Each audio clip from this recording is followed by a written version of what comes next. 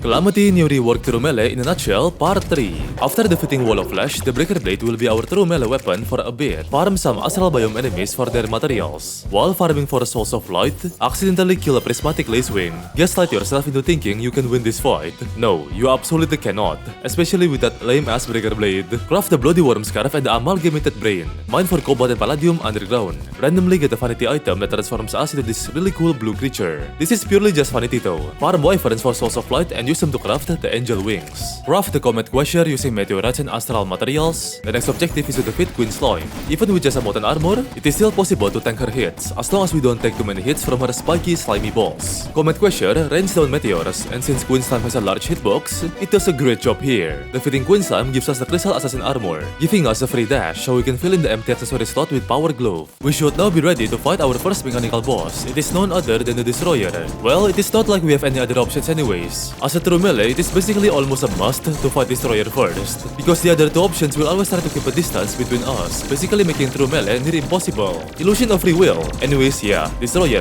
This worm stood no chance against our Comet Quasher. With Destroyer defeated, we can mine Orichalcum and Mithril ores. Using that, we craft a full set of Orichalcum armor. Then we go to the underground snow biome to farm Essence of Elysium. This is to craft the summoning item for Cryogen. But before that, we want to head to the Brimstone Creek biome first to farm Essence of Havoc. This is so we can craft our next true melee, the Majestic Guard. Now we are headed towards the snow biome to fight Cryogen. Cryogen's fight was long and boring, since it kept flying left and right and distancing itself away from us. It's like trying to catch a fly. Defeating Cryogen drops some great loot, such as its wings and the Avalanche, a true melee weapon. On that night, we summoned the Skeletron Prime. The Avalanche does do some great hefty damage, but the drawback is its super short radius of attacking, so we basically had to kamikaze ourselves multiple times against Skeletron Prime's head to deal good damage. It was risky, but we still managed to win the fight. With Skeletron Prime defeated, we can now mine titanium and adamantite underground. We made a full set of titanium armor, then we are headed back to the Brimstone Creek biome to mine Infernal Sway fights. This is how we can craft the Chart Idol, which we use to summon Brimstone Elemental. Her Brimstone Blast deal a lot of damage, so we really need to be smart here, and not just tank hits like we usually do. We need to slip in the gaps among her bullet hell to attack her. I had to switch to my Majestic Guard